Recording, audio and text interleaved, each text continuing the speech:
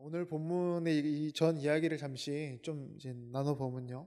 다윗은 지금 이제 사울 왕에게 지금 쫓기고 있는 중입니다.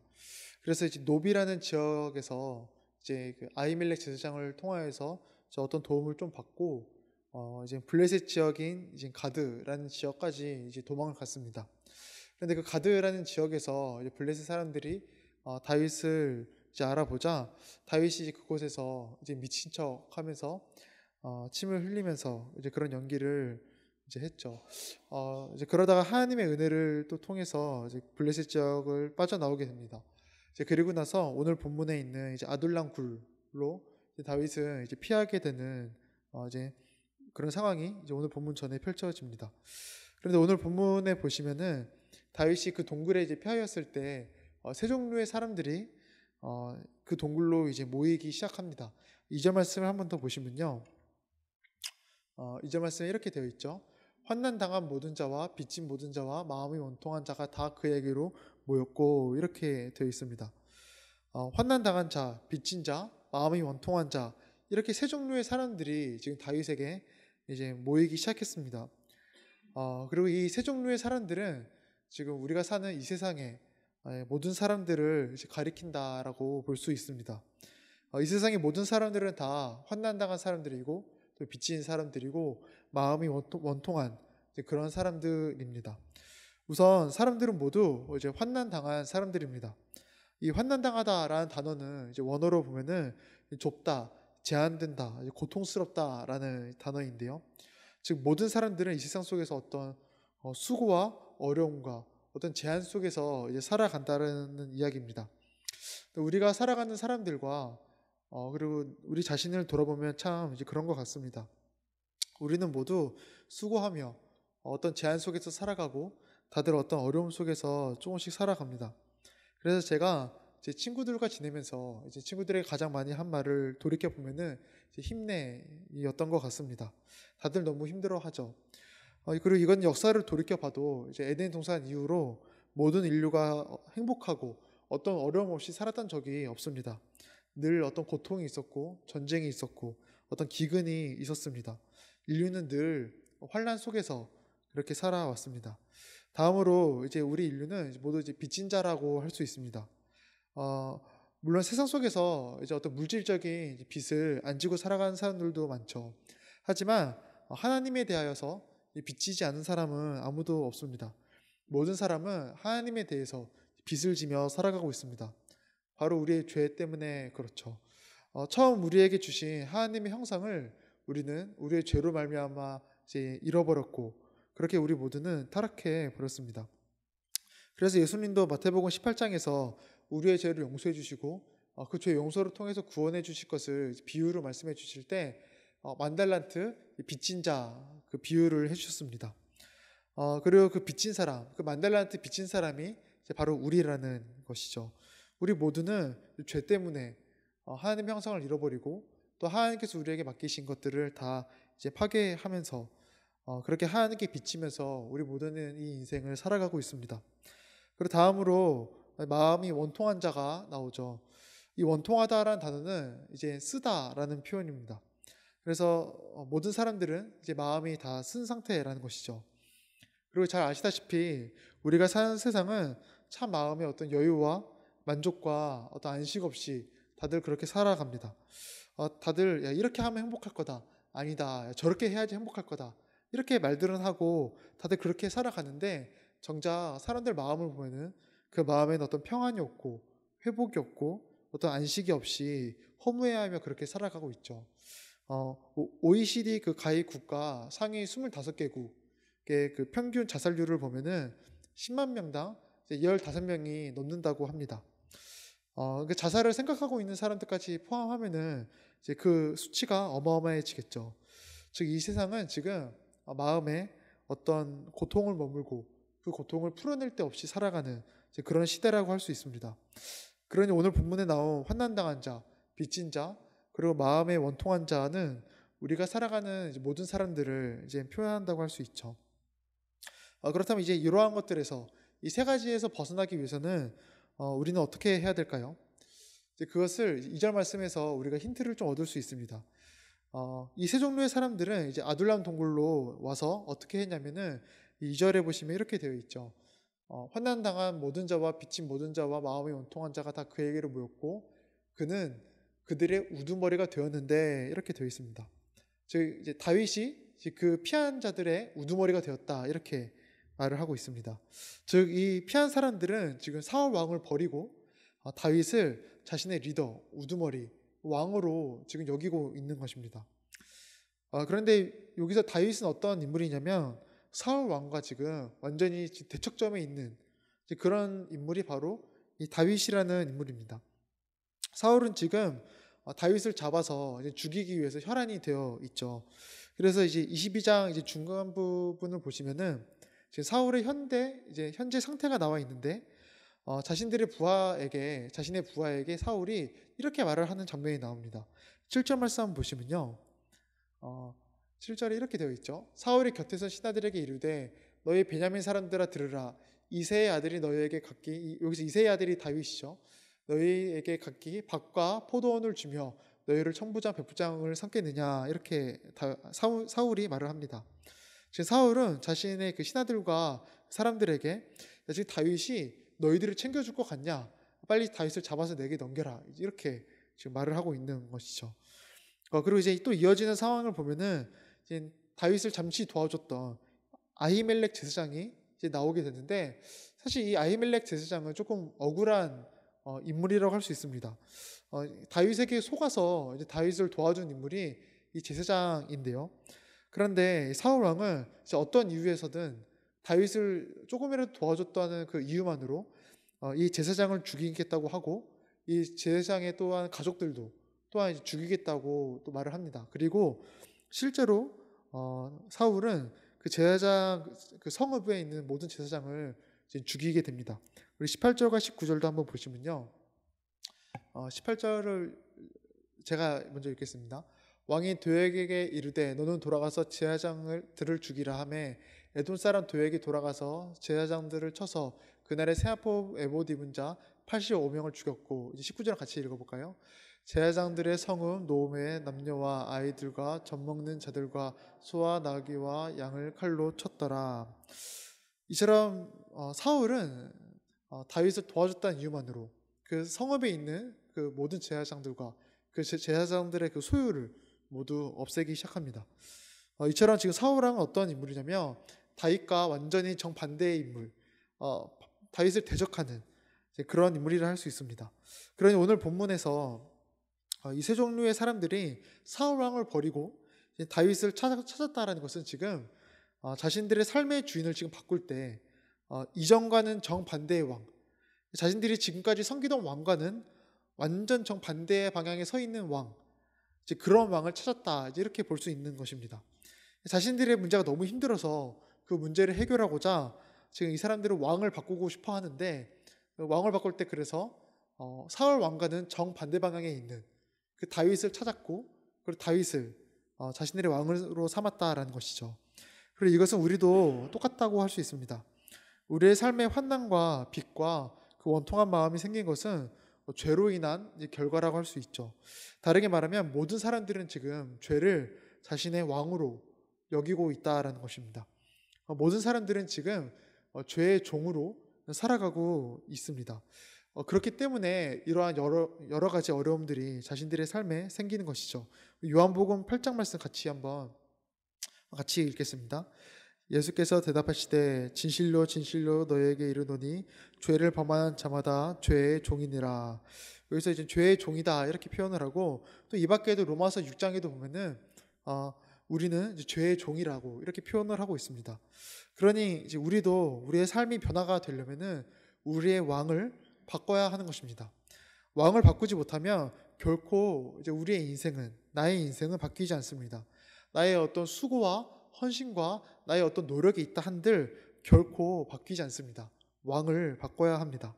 그리고 왕을 바꿀 때 어떤 왕으로 바꿔야 되냐면 우리가 지금까지 섬기던 왕, 그 섬기던 왕과는 정반대 방향의 왕을 우리는 섬겨야 됩니다. 우리가 지금까지는 그 죄와 사망을 나의 왕으로 섬기고 있었으니 이제는 그와 정반대 방향에 있는 왕, 의와 생명의 왕을 섬겨야 되죠. 그리고 바로 그분이 예수 그리스도인 것입니다. 로마서 5장 말씀 한번 같이 읽겠습니다. 그런즉 한 범죄로 많은 사람이 정죄에 이른 것 같이 한 의로운 행위로 말미암아 많은 사람이 의롭다 하심을 받아 생명에 이르렀느니라. 한 사람이 순종하지 아니함으로 많은 사람이 죄인 된 것 같이 한 사람이 순종하심으로 많은 사람이 의인이 되니라. 아멘. 우리는 지금껏 섬기던 이 세상의 왕을 버리고 나에게 의를 주시며 나에게 생명을 주시는 그 예수님을 우리의 왕으로 섬겨야 합니다. 그래야 우리의 삶이 바뀌기 시작하는 것이죠. 제가 초등학교 때 무료로 이제 학교에서 축구를 가르친다고 해서 이제 그 어떤 축구 교실, 뭐 클럽 같은 데 들어간 적이 있습니다. 그래서 이제 첫 번째 학기 때는 그 선생님이 이제 말 그대로 이제 공 하나 던져놓고 애들끼리 그냥 놀게만 했습니다. 그런데 이제 첫 번째 학기가 끝나고 두 번째 학기 때 이렇게 또 갔는데 이제 선생님이 바뀌어 있었는데 이번에 바뀐 선생님은 이제 아이들을 막 뛰어놀게 하는 게 아니라 굉장히 체계적으로 이제 아이들을 가르치기 시작했습니다. 그래서 뭐 꽃갈콘 같은 걸 세워놓고 이제 드리블하게 하거나 이제 뭐 슛하는 방법을 알려주거나 이제 뭐 그렇게 우리가 축구를 배웠던 적이 있습니다. 그런데 우리가 이렇게 작은 한 가지만 배울 때도 나의 리더가 누구고 나를 가르치는 사람이 누구냐가 굉장히 중요하죠. 그렇다면 우리의 인생 전체를 두고 보면은 이건 더욱 그러합니다. 어느 사람이든 죄를 자신의 주인으로 둔 인생은 그야말로 절망이라 할 수 있습니다. 그러나 예수님을 왕으로 두게 되면 그 인생은 이전과는 완전히 이제 달라지게 됩니다. 우선 예수 그리스도란 왕은 환난이 있을 때 우리에게 피할 길이 되어 주십니다. 시편 50편 말씀 보시면요. 제가 읽겠습니다. 환난 날에 나를 부르라. 내가 너를 건지리니 내가 나를 영화롭게 하리로다. 이렇게 말을 합니다. 불신자나 신자나 똑같이 환난은 옵니다. 신자라고 해서 뭐 환난이 피해 가거나 비껴나가지 않습니다. 모두 똑같이 찾아옵니다. 그런데 똑같이 찾아오지만 한 가지 다른 게 있습니다. 우리 신자는 피할 길이 있다라는 것입니다. 세상은 환난의 때에 피할 길이 없고 나의 어떤 능력과 나의 형편 안에서 그 모든 것들을 해결해야 되니까 어떤 한계가 있고 그러니까 이제 절망이 찾아오게 되는데 우리 신자는 다릅니다. 우리는 피할 길이 있으니 환난의 때에도 남들과는 다르게 어떤 소망이 있는 것이죠. 환난의 때에 소망이 있다는 것. 이것이 얼마나 감격이고 감사인지 모릅니다. 또한 예수 그리스도라는 왕은 우리의 모든 빚을 대신 갚아주시는 그런 분이십니다. 아까 잠시 말씀드렸듯이 예수님은 우리의 죄를 용서하시는 것을 비유로 할 때 만달란트 빚진 자 그 비유를 하셨죠. 근데 그 비유를 보면은 그 주인은 자신에게 빚진 자의 그 빚을 모두 탕감해 줍니다. 마태복음 18장 말씀 보시면요. 제가 읽겠습니다. 그 종의 주인이 불쌍히 여겨 놓아 보내매 그 빚을 탕감하여 주었더니 이렇게 말을 합니다. 지금 그 종에게 그 사람에게 어떤 능력과 탕감해 줄 만한 어떤 이유가 있어서 탕감해 준 것이 아니라 단지 그냥 불쌍히 여겨서 그 주인의 긍휼 때문에 그 모든 빚을 지금 탕감해 줬다라고 합니다.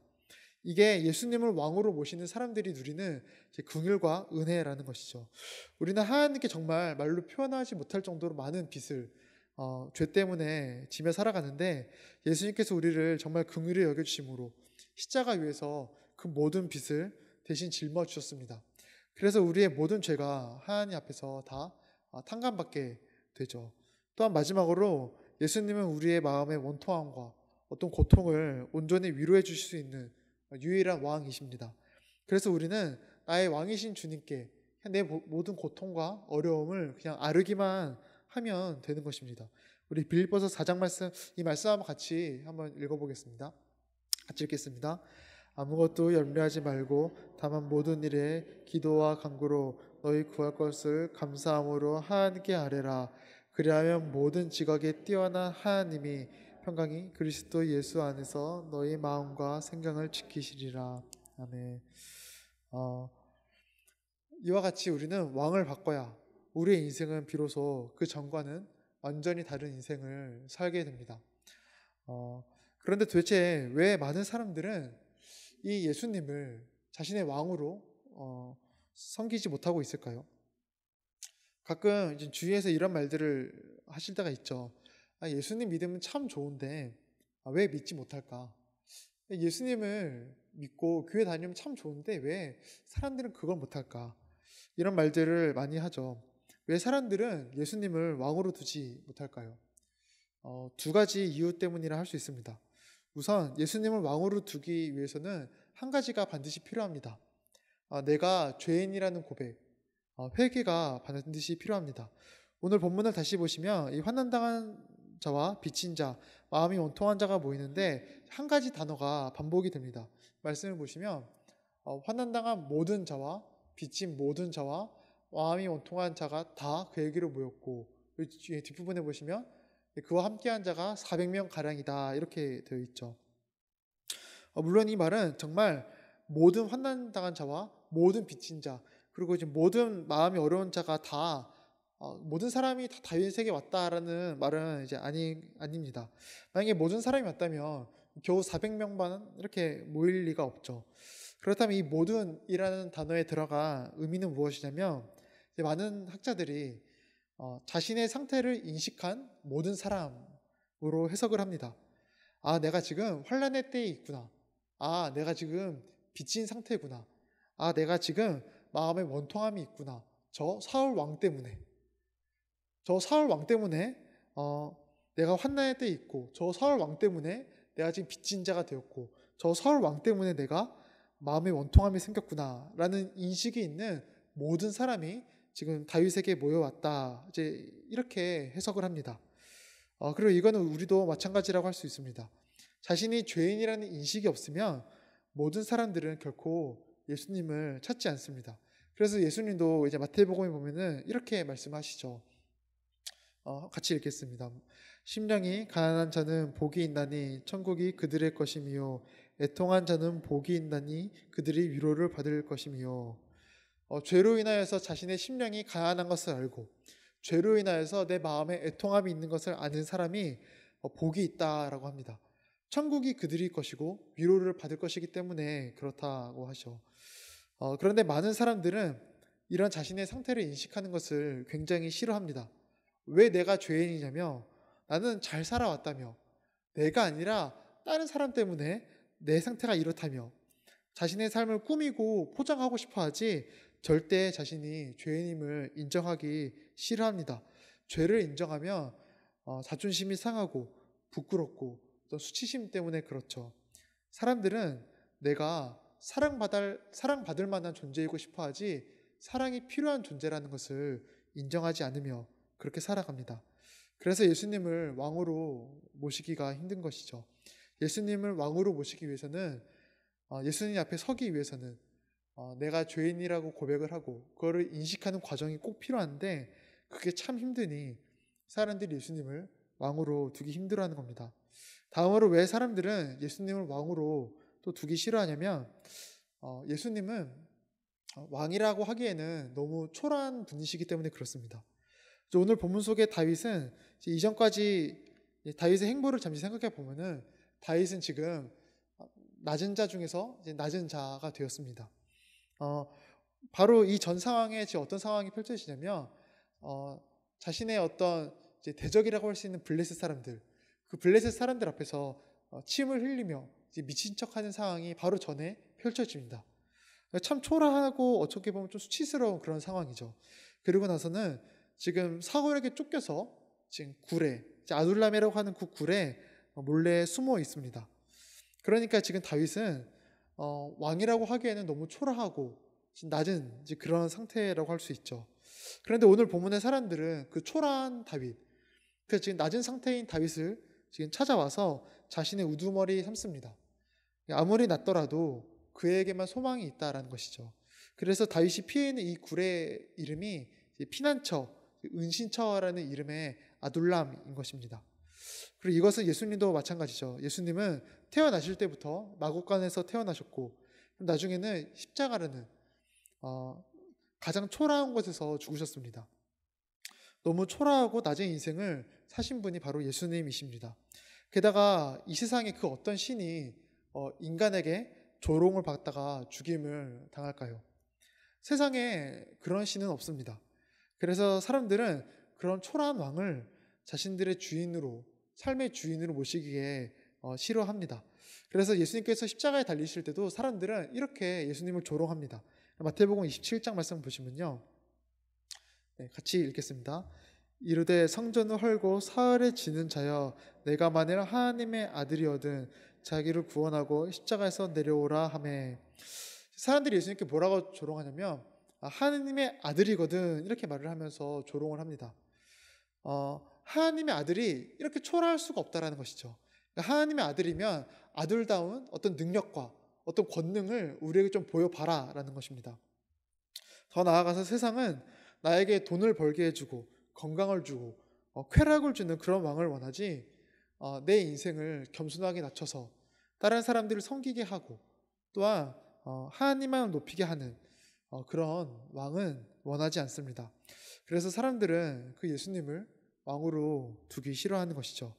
이와 같이 사람들은 내 죄를 인정하기 싫어하고 또한 예수님 같은 초라한 존재를 왕으로 두기 싫어서 삶의 주인을 바꾸지 못합니다. 그래서 이것을 좀 뒤집어서 얘기하자면은 이 자리에 모인 우리, 세상과는 다른 왕을 섬기고 있는 이 공동체는, 이 교회 공동체는 정말 독특하고 너무 특별한 사람들이라고 할 수 있습니다. 세상이 거부하는 왕을 섬기기에 그렇죠. 그리고 이거는 사실 은혜라는 말밖에 표현할 길이 없습니다. 모든 사람들이 거부하는 그 왕을 지금 우리는 따르고 있고 섬기고 있다는 것은 사실 하나님의 은혜라고밖에 표현을 못하는 것이죠. 세상이 섬기기 싫어하는 그 왕인 예수님을 섬길 수 있도록 하나님으로부터 정말 은혜와 사랑을 가득히 받은 공동체가 이 교회 공동체라고 할 수 있습니다. 그래서 말씀을 마무리하면요. 얼마 전에 이제 꿈터 학생 중에서 이제 한 학생이 이제 남학생이 이렇게 찬양 인도를 하다가 멘트를 이렇게 하는데 어떤 멘트를 했냐면 이제 그 학생이 이제 앞에 있는 학생들한테 여러분 그 구원이 뭐라고 생각하시나요? 이렇게 갑자기 질문을 하는 겁니다. 그래서 이렇게 애들이 이렇게 멀뚱멀뚱 봤겠죠. 근데 그 학생이 뭐라고 이렇게 말을 했냐면 저는 구원은 예수님을 따르는 거라고 생각을 합니다. 세상 사람들이 따르지 않는 예수님을 따르는 게 구원이라고 생각을 합니다. 여러분은 지금 어떤 걸 따르고 계시나요? 이렇게 멘트를 한 적이 있습니다. 그 멘트를 듣고 참 마음에 와닿더라고요. 우리 성도인들은 지금 무엇을 따르고 계시나요? 세상과 같이 예수님이 아닌 다른 것들을 왕으로 두며 그것을 따르고 계시지 않으신가요? 오직 예수님만을 나의 왕으로 두셔서 세상이 누리지 못하는 어떤 은혜를 누리시기를 주님의 이름으로 간절히 축복합니다. 같이 기도하겠습니다.